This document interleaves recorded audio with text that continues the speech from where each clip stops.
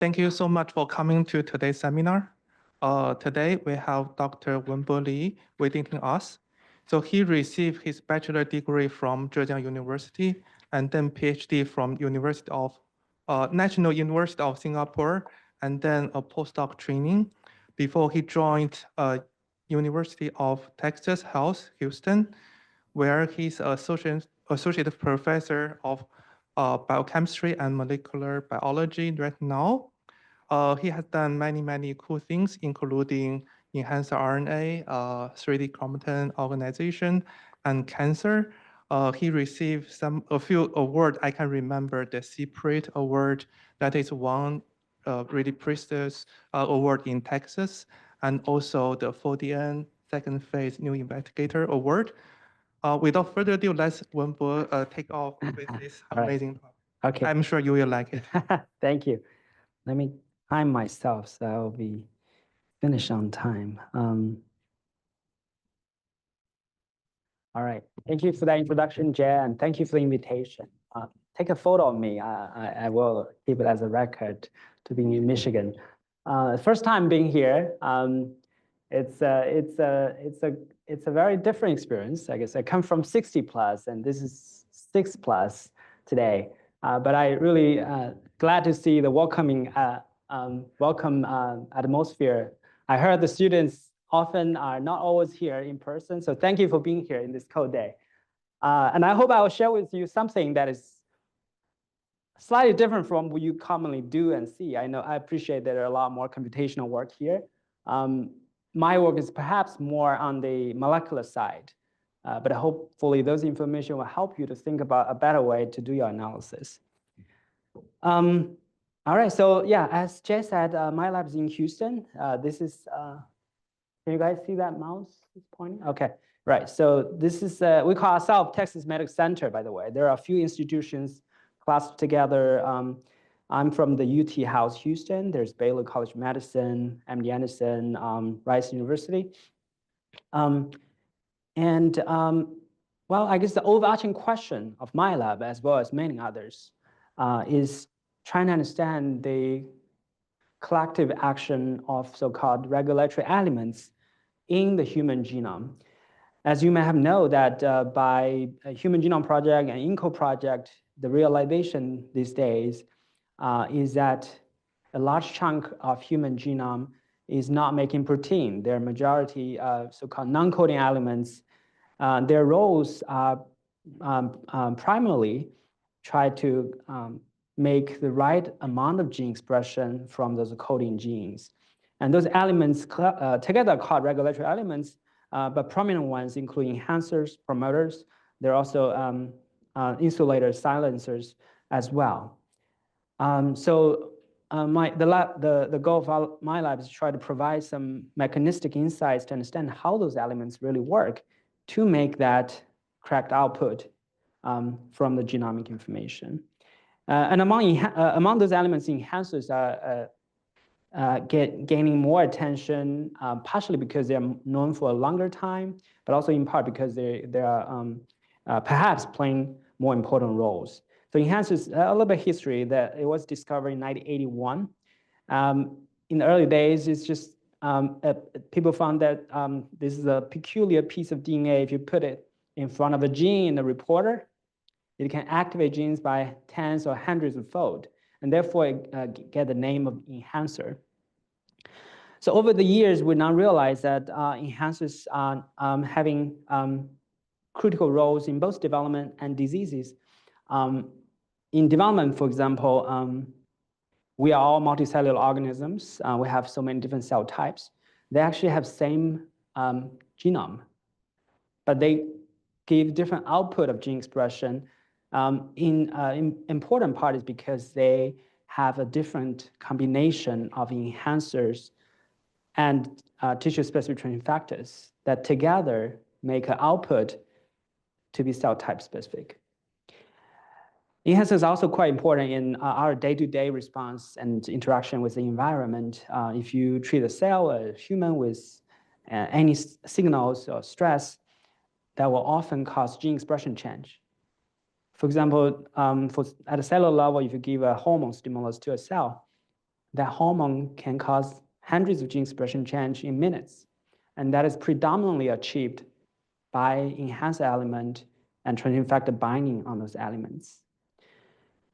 From a human genetic perspective, enhancers are important, probably largely because there's strong association with disease, mutations, variants. In cancer, for example, a majority of genetic mutations take place in the non-coding region. Simply if you use a ratio, more than 95, possibly 98% of genetic changes are in the non-coding region, meaning overlapping enhancers. Using other non-cancer common diseases, you will see similar association. For example, in this case, one paper analyzed cell type specific enhancers in several major brain cell types.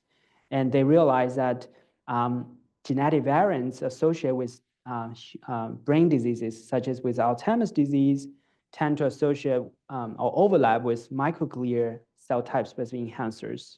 So this is showing an enrichment. And autism disease, for example, tend to have genetic variants enriched in neuronal enhancers. So this really emphasizes an important role of cell type specific enhancers in human genetics. Did you look at schizophrenia? This is a published paper. We haven't done it, but I think it's mainly enhancer associated with neurons. Yeah, I just saw the site. It is there, I guess. It is not listed here, but I think it's in neuronal enhancers. So over the years, especially in the genomic era, there are so many methodologies, sequencing-based methodologies now give you all sorts of features of enhancers. But I wish to give you a conceptual definition, in my opinion, that all those,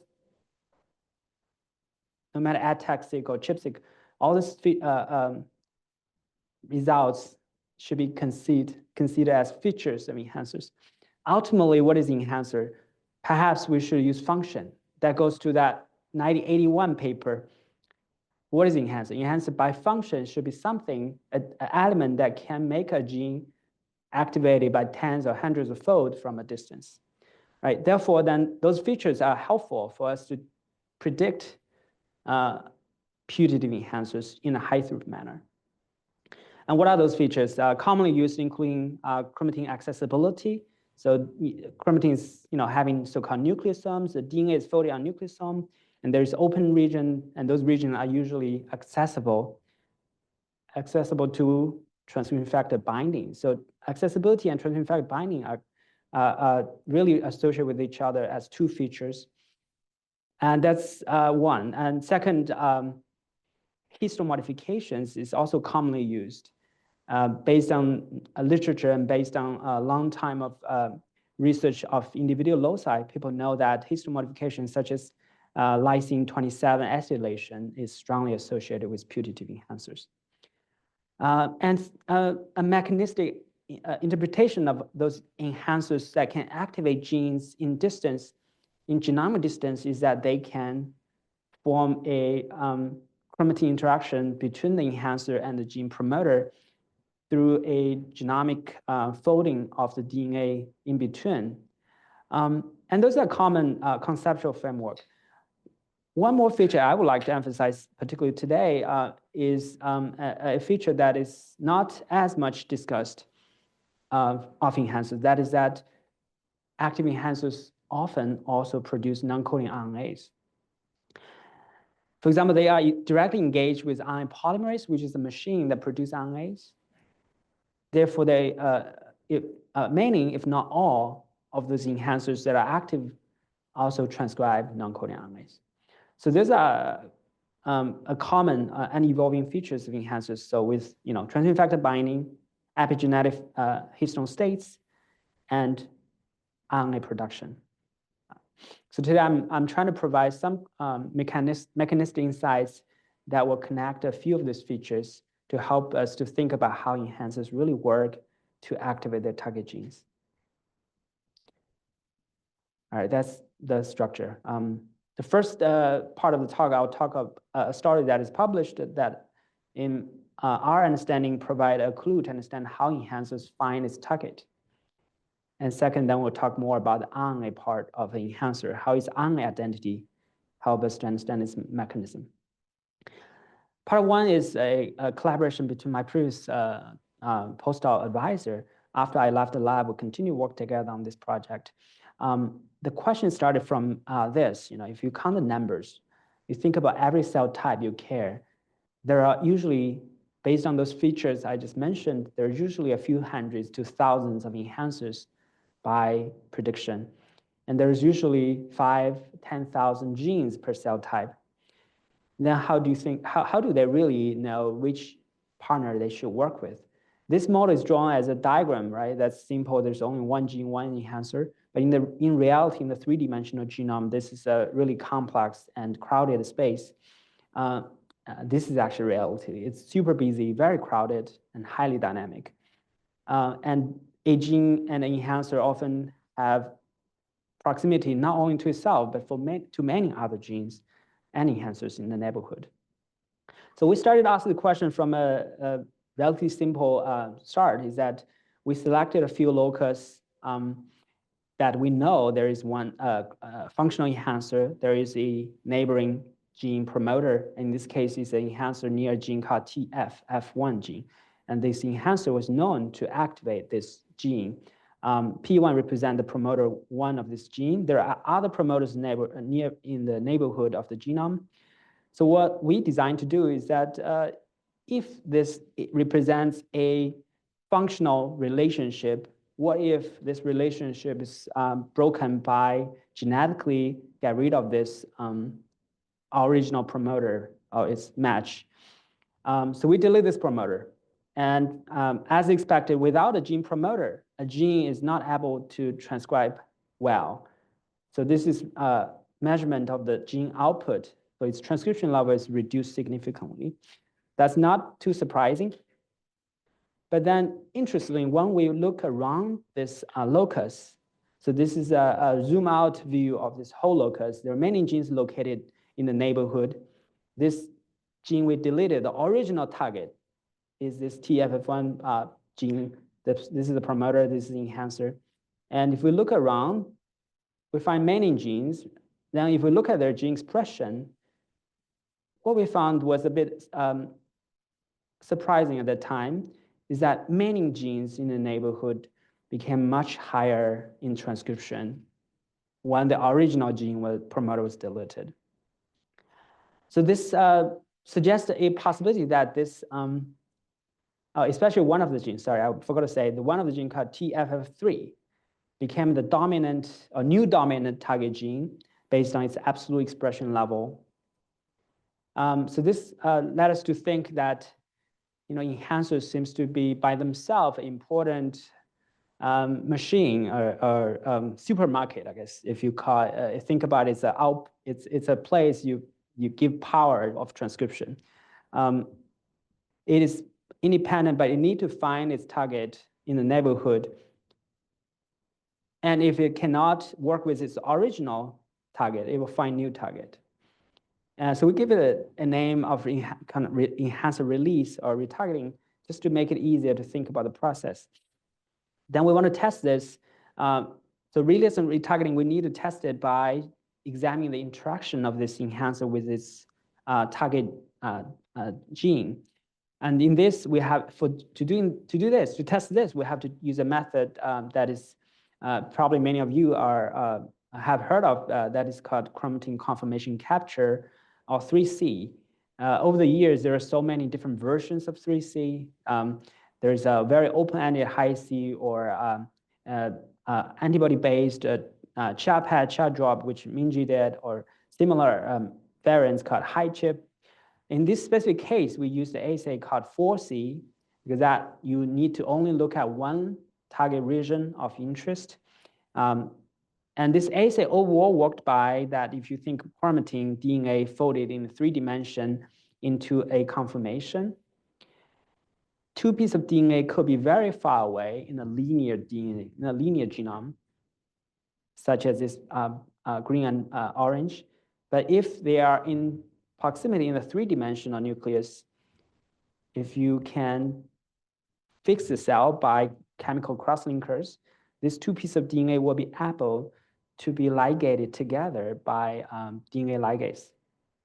So therefore, the proximity in the three-dimensional genome is proportional to its chance to be ligated into one hybrid DNA molecule.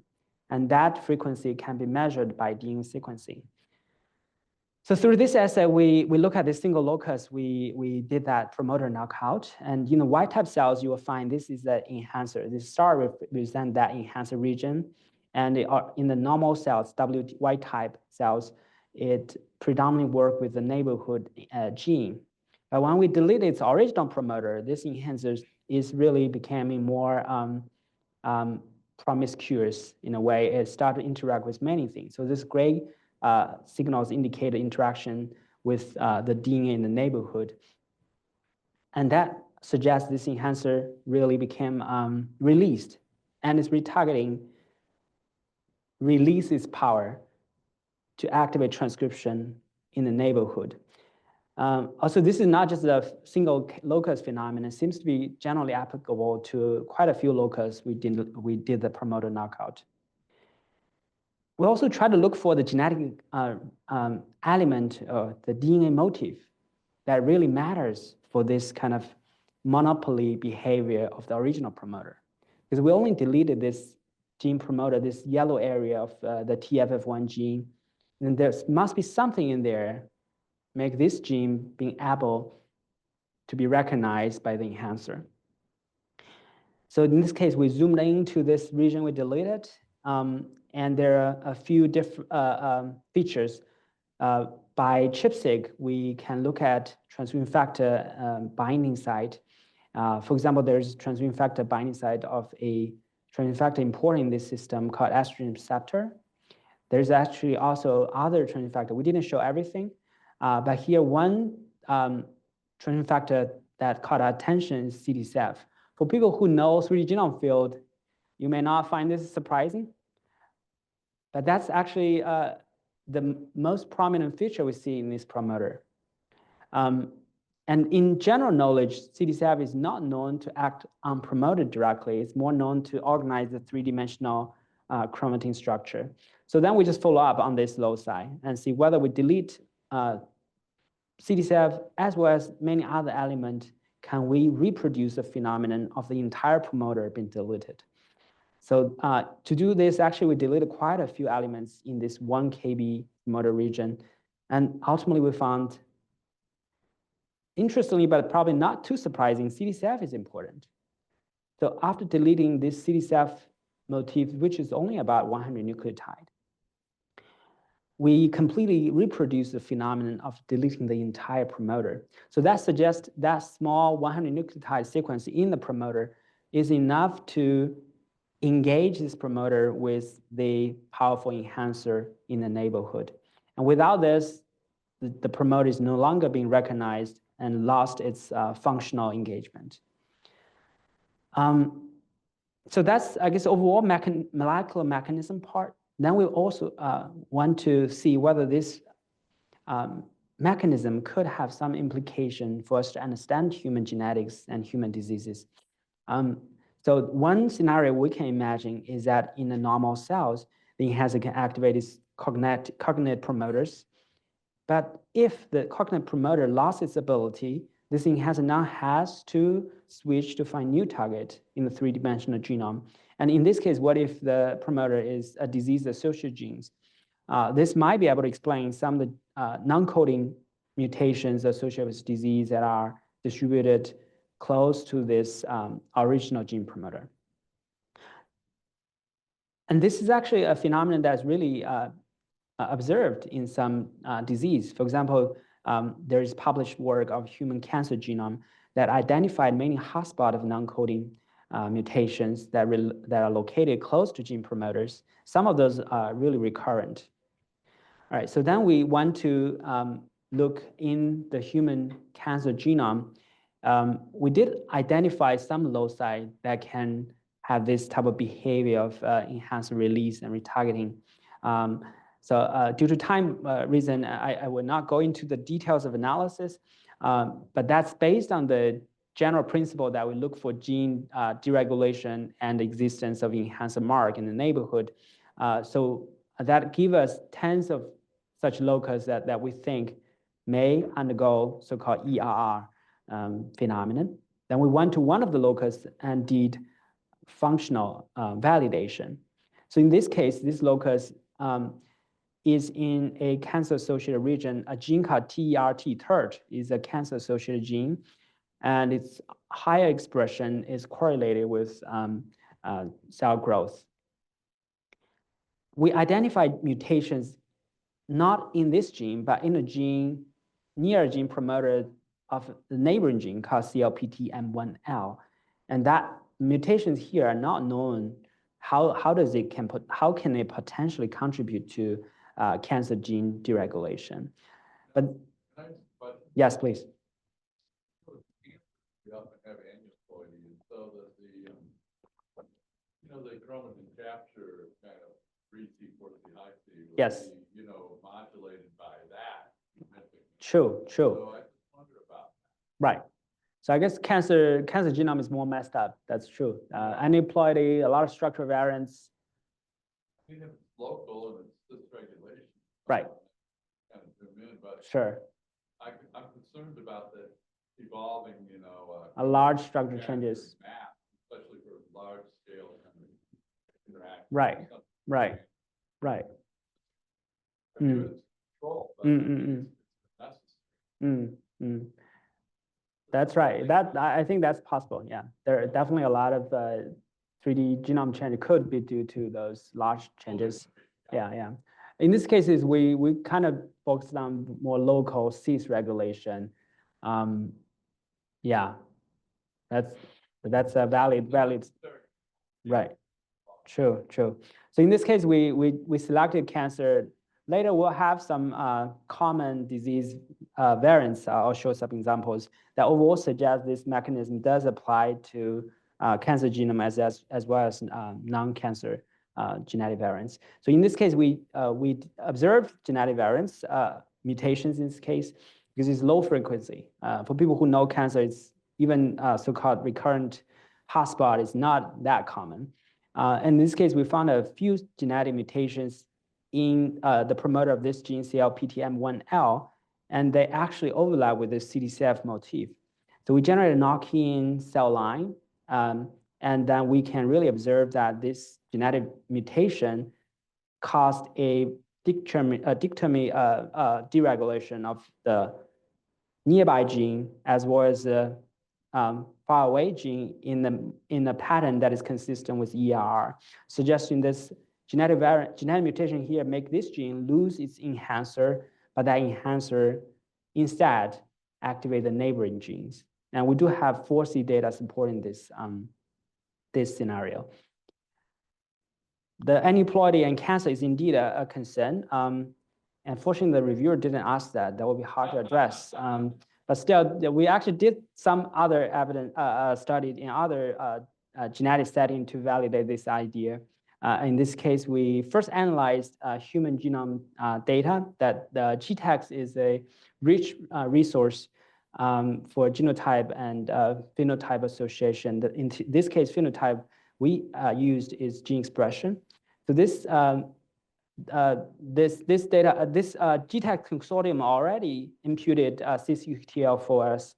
Therefore, we directly use cis-UTL through a thought process that if a cis-UTL correlate with a gene located near a gene promoter and correlate with this gene promoter as well as neighboring gene promoter, but in the opposite direction, that may suggest the existence of a mechanism of ERR. And again, it's published, so I'm not going to go into the details, but there are cases that are really suggesting existence of ERR. We also validated one case that is associated with Parkinson's disease in human iPSC-derived neural progenitor cells. So in this case, there are genetic variants or risk loci associated with Parkinson's disease located near the promoter of this gene, NUCKS1. And it has a correlation with both NUCKS1 as well as the nearby gene, RAP7L1. And the pattern of the association is actually opposite, meaning one allele is correlated with high expression of this, it will correlate with a lower expression of the other. And then we went into the genome, the cell and did a 4C analysis. And we really find that in one of the allele that is associated with risk, this gene will lose the enhanced interaction. But in the wild type, it predominantly work with this enhancer that is located about 30 kb away. So this actually suggests that genetic alleles, genetic variants, even small, could deregulate their engagement with nearby enhancers. And those enhancers are independent powerhouse. They really have to give their power out. So in this case, if the promoter lost its ability, some other promoter will pick it up. And this cases could explain some of this mysterious genetic variants, especially those located close to gene promoters. And that's basically a summary of this part. We call it enhancer retargeting. Conceptually has some similarity with another idea called enhancer hijacking, except we think enhancer hijacking may emphasize the initiative is taken by the promoter, so it's hijacked the enhancer. In this case, we feel enhancer is more actively selecting. That's probably just the conceptual difference reflected in the wording. But overall, it reflects the idea that enhancer may scan through the genomic neighborhood to find its target in case there is a transcription, where there is a binding event of CTCF, the enhancer will engage with that promoter potentially with a longer time if you think about the temporal dimension, although we don't really have the real-time data yet. I know Minji probably is doing that and better with this. This was a little bit imaginative working model, but this seems to be consistent with all the data we have generated. And in case this promoter, original promoter loses engagement ability, this enhancer will remain scan around and find other promoters that it can engage with and will deliver that power to activate that gene. So this is a study that suggested some mechanism to think about how enhancer finds target in the neighborhood, but also provides some clue to think about human genetics and genetic variants. I'm also glad to see that this mechanism later was picked up by some other studies, for example, in not just the cancer genome or Parkinson's disease, but seems to also applicable in autistic diseases and also in other cancer types. Okay, I'll then switch gear a little bit to RNA feature. This is probably a main direction in our lab currently. And as I mentioned earlier, this is perhaps less explored in the field. But after this lecture, I hope you also start to think about enhancers, not always just as DNA element, but also as RNA producing unit in the human genome.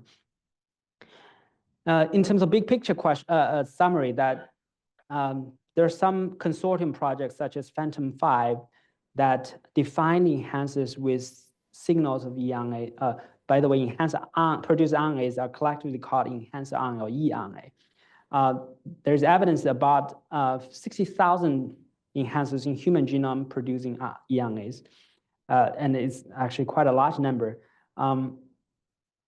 As a general biochemical feature, enhancer RNAs are labile, meaning they are low in abundance and stability than mRNAs. But they do distribute in the spectrum. So not everyone is low abundance, not everyone is labile, but they overall, on average, has lower abundance and stability than mRNAs. Many studies, have shown in the past 10 to 15 years that individual enhancer-derived RNAs could have a function to allow the nearby gene to be activated. My own work through collaboration also cataloged those RNAs in cancer and other diseases. For example, we defined tens to hundreds of enhancer RNAs in each cancer type. So this is a heat map showing the eRNA expression in different cancer types. Almost every cancer type, you can find some of them. We have some follow-up study on their functions and disease relevance. We also have some in vivo evidence. This is, again, another collaboration with Dr. Kim Kemper from UIUC, that we study a few RNAs in mouse liver, suggesting the function of those RNAs is not only limited to a cell model, but can potentially extend it to more physiological settings.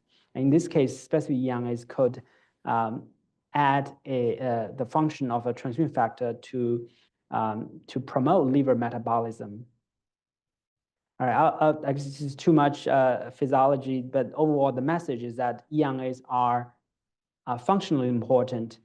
So our lab really wish to provide some mechanistic understanding. How do those RNA molecules play roles to allow the genes to be activated in the neighborhood? So think about the basic biophysical basis. We can only come up with the three main areas of mechanism. The one first is RNA sequence. Just like DNA sequence, RNA sequence could be recognized by protein, and that provide a code to recruit proteins. And through on top of the sequence per se, the primary sequence, there's also an RNA modification, which I guess he's not here. Qinghai Lab is the expert in this. That RNA has modifications such as M6A, as well as others that provide additional signal on top of the sequence to tell the biochemical machinery that please come here to achieve your job. So in any ways, those are signals at sequence level, chemical modification level. And there's also RNA structure that is less understood in terms of this enhanced RNA area, but the RNAs do have ability to form secondary or even higher order structures to bind proteins. So what would, this is the structure of our thought process. We have some work ongoing on RNA sequence and structure. In terms of RNA methylation, we have done a little bit work. That's what I'm going to share today. So in terms of RNA methylation, there are quite a few, arguably more than 50 or even more than 100 existing in mammalian cells. So M6A is one type of chemical modification that can be deposited on the adenosine. So several lab members try to really effectively study RNA methylation on those enhanced RNAs, but it's actually not an easy task. The main reason, again, go back to enhanced RNAs is on average, a group of labile nascent RNAs that are mostly produced on chromatin in a short time. To help you to think about this process, nascent RNA, which include enhanced RNAs, are basically the early stage of every RNA molecule. To make an analogy, every RNA could be a human. You think about the life stage of a human, you can think about the same thing of an RNA. Each RNA in its childhood, you can call it nascent RNA. So at the stage of its initial production, they are mostly stay on chromatin. But at that stage, they may have functions which we just usually don't study because we only study mRNA in most of the RNA you are looking at. So we have to design a method to enrich those nascent RNAs to study their methylation as well as function. And in the field, there is a method called TT-seq that is already being established to study nascent RNA. So what we did is to modify this TT-seq method and combine it with M6A capture. So nascent RNA sequencing works that you give the cell a nucleotide analog. So the machinery of the transcription will incorporate that nucleotide into the RNA. And if you give that nucleotide analog as short as possible, you will be able to capture this really early stage of its production. And then if we use the antibody to further enrich the RNA modification, we'll be able to capture those RNA modification on the childhood stage of the RNAs. So this assay is of higher sensitivity than most mature mRNA sequencing, and it gives us a lot more signals on nascent RNAs as well as eRNAs. So just give you a number, most mature RNA, we also can call steady state RNA sequencing, we will be able to capture about 20,000 M6A modification signals. By using nascent RNA and this method called MinSeq, we can capture about 2 to 3 times more M6A modification on the nascent RNA stage. And the distribution also tells you something different, that the nascent RNA modifications have a lot of signal come from the intronic region and intergenic regions, which, as you know, are not a part of protein coding genes. So that again indicate that a lot of non-coding RNAs have methylation, but only in their early phase of life. Those including enhanced RNAs. So this is just show you one example. This is the nascent RNA sequencing TT-seq. And by M6A methylation assay, we can find a lot of RNA modification on this enhanced RNA. If using a number to summarize that, roughly this cell type we use, it's a breast cancer cell, has about 2,500 so-called eRNAs, and out of them, about 20% are modified by M6A. There's some general pattern of enhancer RNAs if they are modified by this modification. So including they are longer, they also have a higher abundance of transcription, and they seems to be also of higher stability.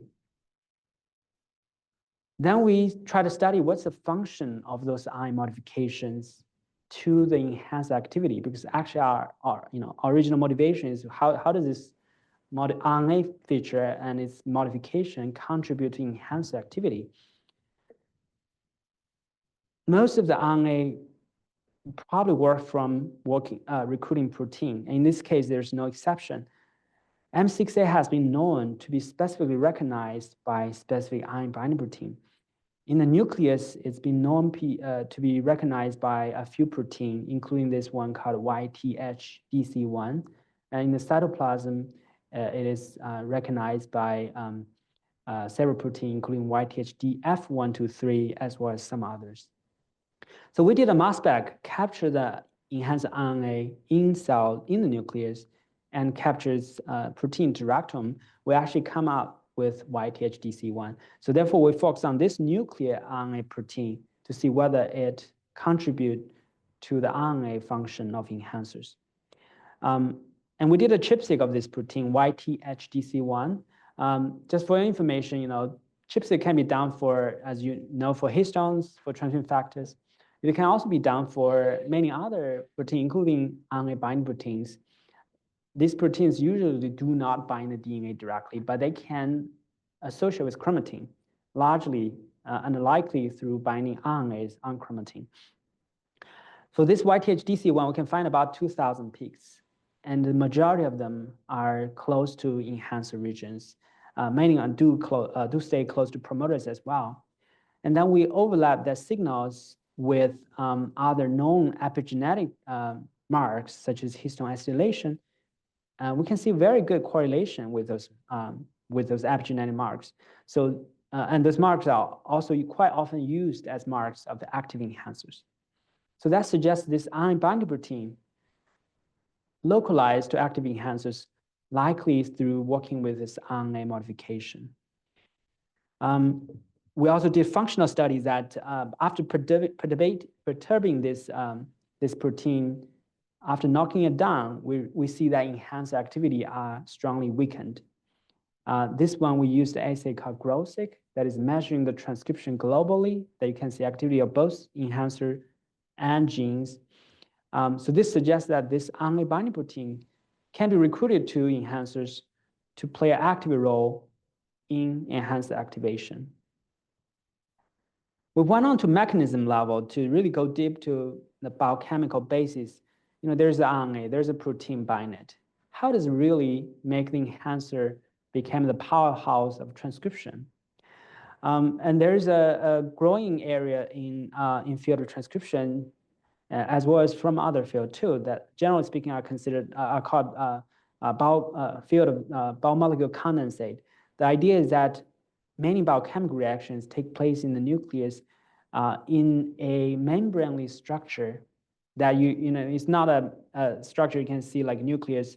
It is a dynamic structure that is forming rapidly by protein with intrinsically disordered regions.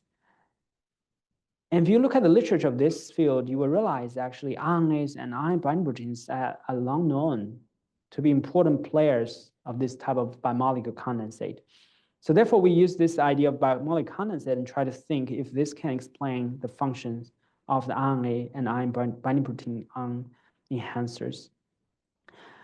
I guess this is a little bit biochemistry, so I'll be brief. So basically, this protein can bind the RNA, and they together form this oil-like structure in cells, and that seems to promote the recruitment of other transcription-related factors to augment the transcription activity. And the diagram to show that is this. As the RNA is producing from the enhancer region, this is actually a zoom in of the enhancer region. Enhancer also have the transcription, and the EETSS present the start site of transcription at enhancers. And the transcription eRNAs have its RNA modification, the recruit protein, to augment the formation of this condensate, and therefore it produce the transcription output of enhancers as well as the gene nearby. So with this, those are still a lot of mechanism in this, but this study suggests that enhancers act through, at least in part, through its RNA feature to activate transcription of the nearby gene. But this nearby gene definition was usually a few kilobase pair or tens of kilobase pair away.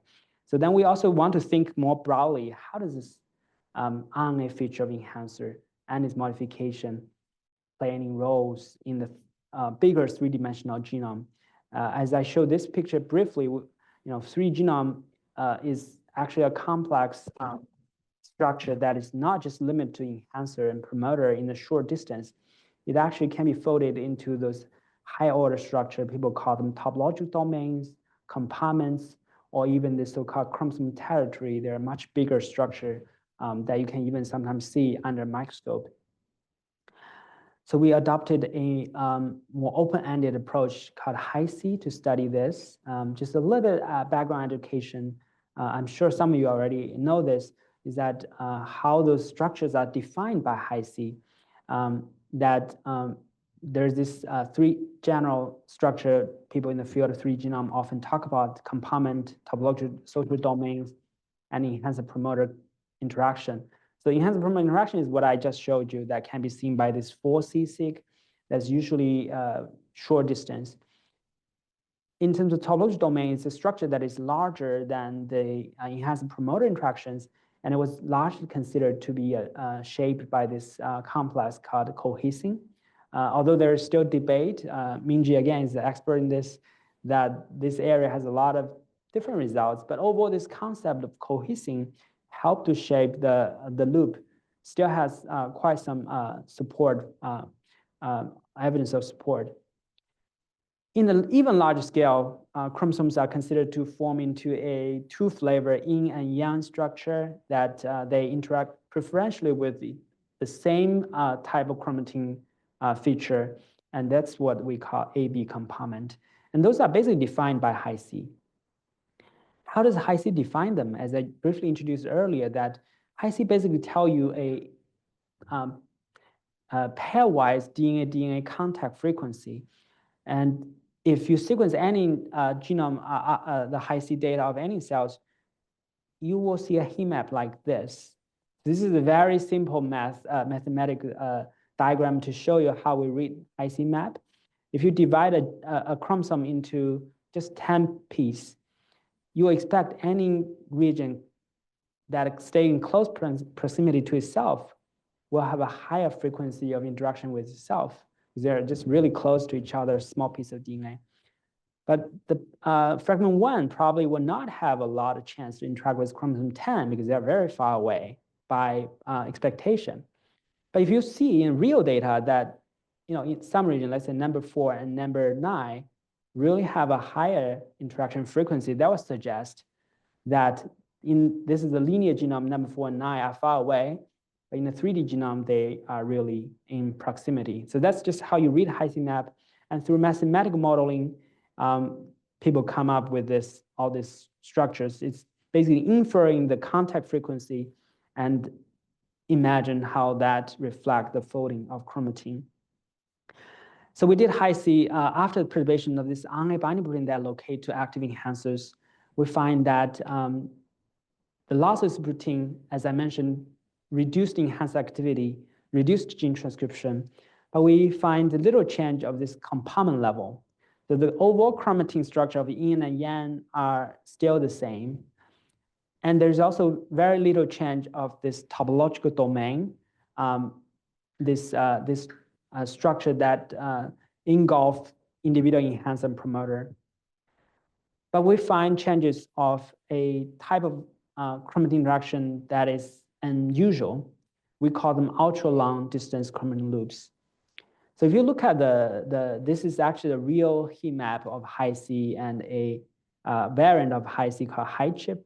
That this is a two-way interaction, any heat color indicating high interaction frequency.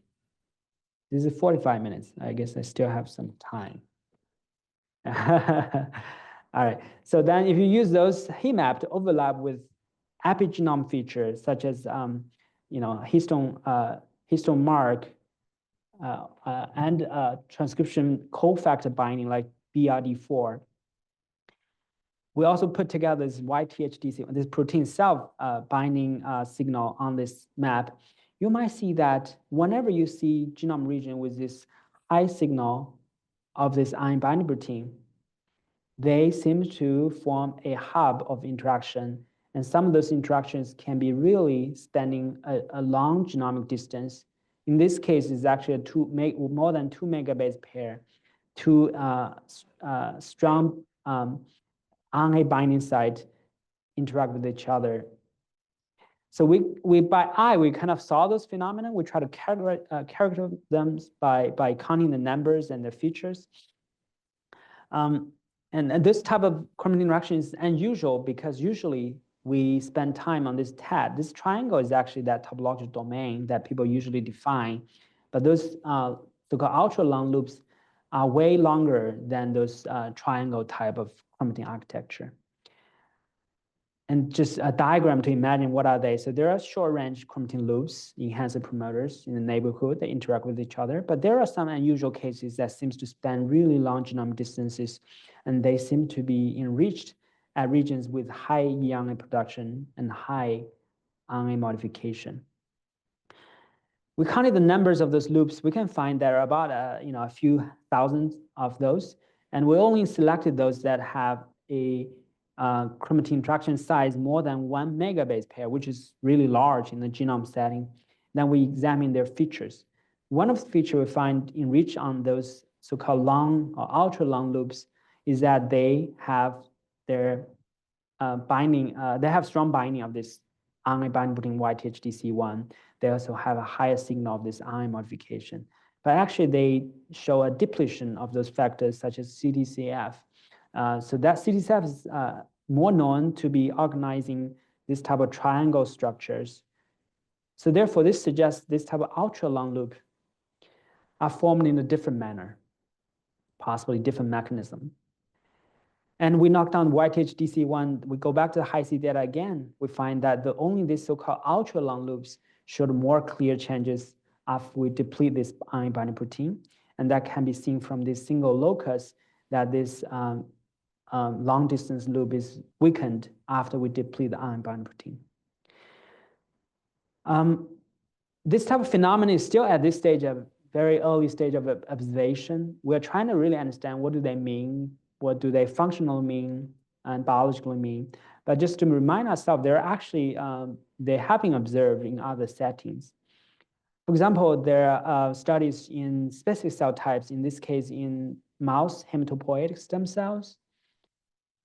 Only in this cell type, people have observed off-diagonal, really long-range chromosome interactions, sometimes across tens of megabase pairs. And in the same scenario, these are the triangle, there are TADs, topological domains. So the off-diagonal loops do exist, but seems to exist in selected cell types or cell stages. This is also being observed in 2 years ago by McGovern lab in Drosophila brain, that they seem to see specific interactions between really long-range chromatin sites. They call it metadomain that can formed over megabase pair distance in Drosophila. And they think that may relate to neurodevelopment in that system. Right, so come back to what we observed. We again are in the process of trying to understand what do those loops mean transcriptionally, physiologically, but we have evidence supporting that those loops perhaps are more related to transcription of the RNA and maybe RNA binding protein. And linking back to the story I shared a little bit earlier about the transcription condensate, we're tempted to think that the transcription condensate may represent a type of structure that DNA from really long distance can come into proximity to regulate transcription. And going back, relate to the story one that I told you is kind of related to the short distance. If you imagine they are within this so-called TAD, maybe one enhance a one gene relationship. But the story two is more in the really large size across the TAD, between TADs, or even between very long distance partners that potentially are breached by RNA and RNA binding proteins. So this is kind of a working model in progress, but I'm hoping this can provide you some thoughts in your work to understand enhancers. Can I ask a question? Yes. So these would be nucleation sites for the transcription factor that would be happening in the condensate. I mean, is that what you're saying? Right. You didn't say it. Yeah, I didn't use the words, I guess, transcription factor, because that itself is also a debated concept what it is, but almost like that, yes. We're thinking that's probably the really ultra-active enhancers are there producing RNAs, bring RNA binding proteins, form a factory, and they can even communicate with other enhancers that are really far away on the linear genome to I use the word here to potentially coordinate transcription regulation. Because we have evidence that if you disrupt this RNA binding protein, you disrupt the entire transcription program, especially those induced by a signal. Yeah, so. Yeah. Go back to that slide with the, there. Yes. Those metadomains. Yes. That, that was something that was pretty cool. I mean, those are unique structures that are related to these ultra long. This is not, yeah, it's in a different system and different even species. It's in Drosophila brain. Right. I bring it up because it is unique in terms of the genomic distance it spans. Really span really long distance that is beyond this triangle TAD structure. All right, exactly. Right. So see, what I was thinking, so I'm wondering about that in terms of the transcriptional condensates, Right. because, the way I thought about them was that you'd have, 1 or 2 or 3 or 4 TADs. Right. But, that might not be quite right. I mean, what you could have are 1 or 2 or 3 TADs, and then far away you could have more TADs, and then those could come together in a condensate, not just like 3 TADs. No, that's what I imagine too. Yeah, they don't have okay. them nearby in a linear genome. They could really span far distance. And that's what those data suggest. That's very helpful. I appreciate that. Thank Because you. that was something that I never thought of that. Right. But this is probably also very likely, very dynamic and heterogeneous in every cell, meaning that in one cell you have these 5 partners together, in another cell maybe another 5. It's not always like static. That's kind of what I thought when you were showing this the first time, that this was a transcriptional condensate signature for a certain kind of, in this case, what struck me was I took a picture of the slide actually, this hematopoietic stem cell identity. Yeah. So it was that what you could imagine is different kinds of structures of different TAD combinations that form unique condensates for unique things. Sure. That's sure. what I thought when I saw that slide. Is Right. that, Yeah. do you agree with that? I think that's likely. It's very close to what I think, but I probably cannot. There's no evidence to say all this condensate are all these long loops are condensates, but probably there are some of those that don't even overlap enhancers. Actually, I didn't go to the details. This is the one of loop formed in hematopoietic stem cells. Some of them are formed on this because this paper is actually talking about Right, demethylation. That's kind of the obvious question. Right. There are It's some that are the hemochromatin. question is, can you, and this is, you guys like me cheating. Can you actually detect that in the Hi-C map? I mean, can you see these condensates come and go? That's the question. No, yeah, that's a great question. We can see by human eyes, but machine, Minji and Microscope, experts, you can see it, but can you they- see it on these maps? Again, human eye can see some of them, like this actually is a dot, right? But we need more sensitive tools that Minji and others can do to call them out. Okay. She just told me she has some nice reach. What's that called? Scale face. Yeah, it's more computational way to blur the boundaries so you can recognize the pattern better, which is inspiring. I'm sure there'll be tools to recognize those better. In a way, Hi-C field really benefit from how to better recognize the structures. TAD was more obvious just because it's so obvious that perhaps a lot of tools can recognize them. But there are so many other signals that tools are needed to better recognize them. And then we can study their functions. All right, I guess that's what I'm trying to share with you today. I shared with you one story about what we think, at least in many locus, DNA sequence could help to explain how enhancer selections target genes.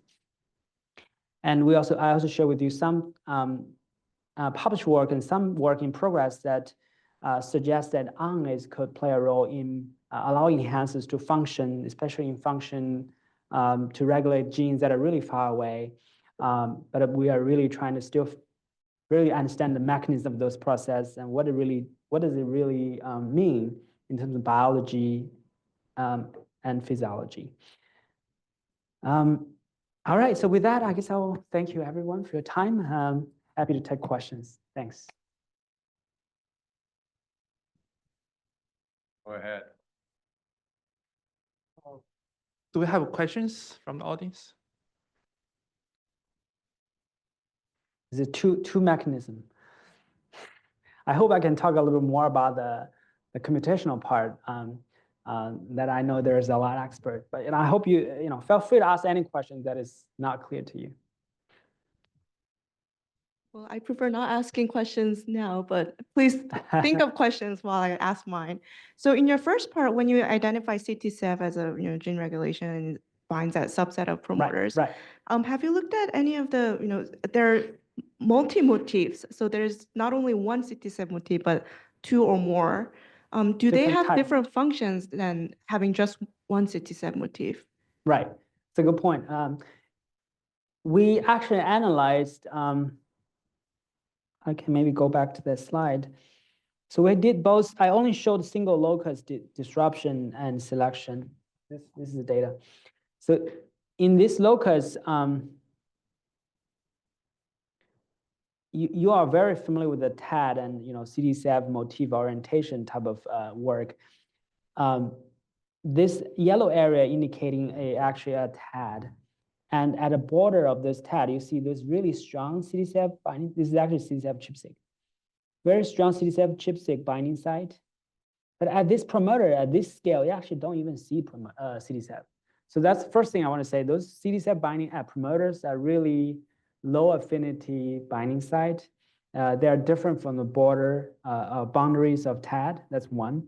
Second, we don't find again, different from this TAD boundary that usually the CT7 motif seems to be in convergency.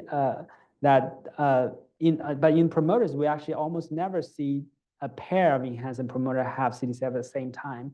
We usually just see one weak CT7 at promoter. So that makes us think that there's a different mechanism from the TAD type of convergency allows CDCF to stop there. And therefore, we didn't even look at the different motifs. In this specific case of this TFF1, there is only one motif.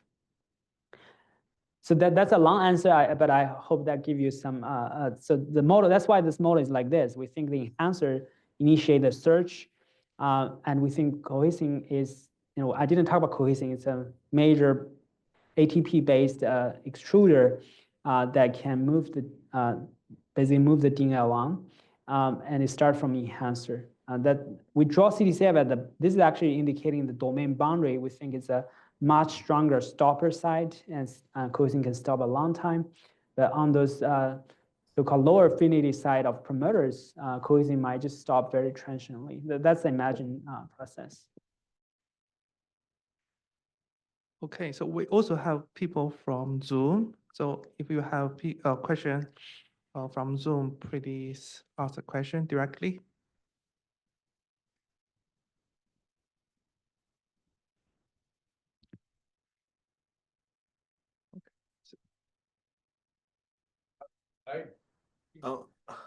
Wondering about the biochemical stability of the RNAs. Right, you know? right. I mean, that seems to be a problem to me. How- I mean, I how wonder if stable you it can is. just describe that a little bit.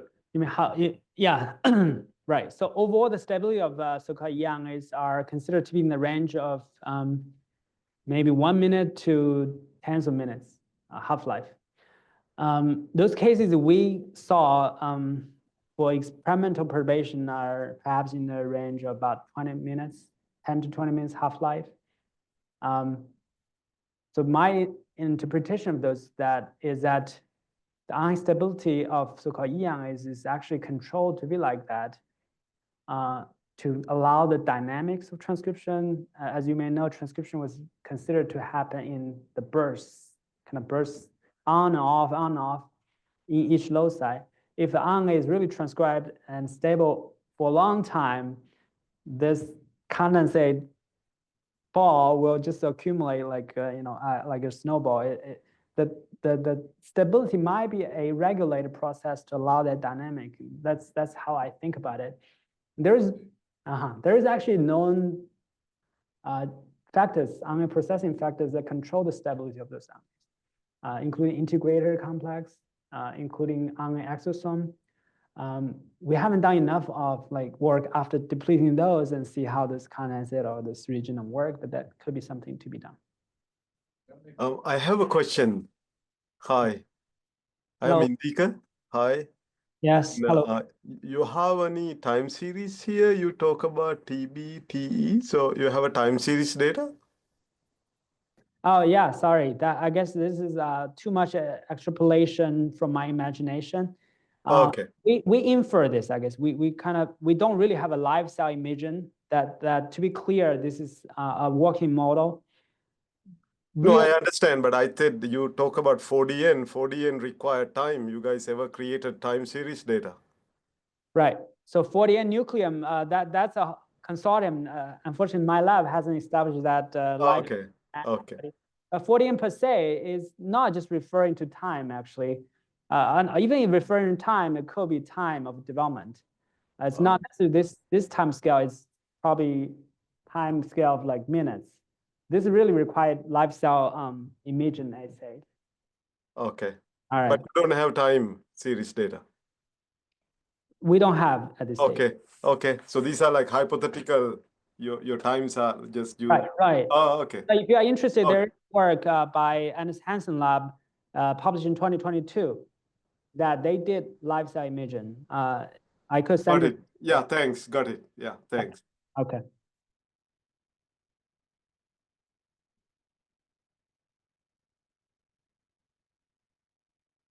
Hi, while we're on the slide, I'm very interested in enhancer release and retargeting.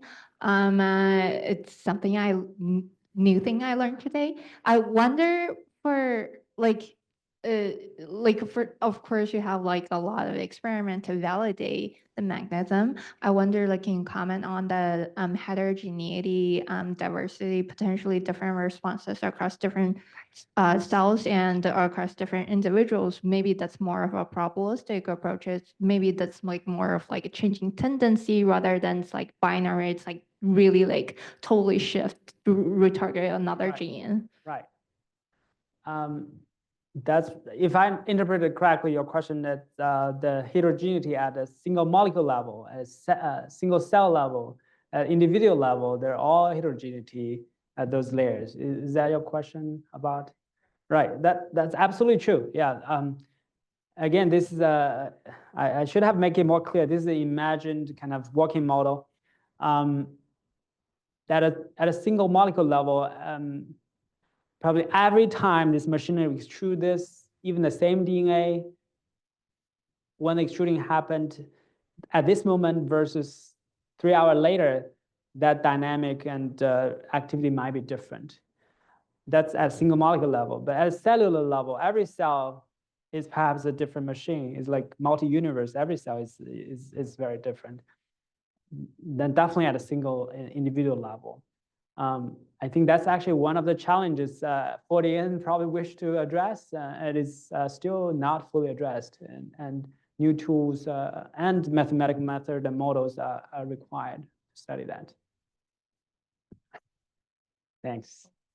Okay, great. Thank you everyone for coming to today's seminar, and thank you, Wenbo, for this wonderful talk. Thanks. And also the wonderful questions. Thank you, everyone. Let's stop here. Thank you. Thank you.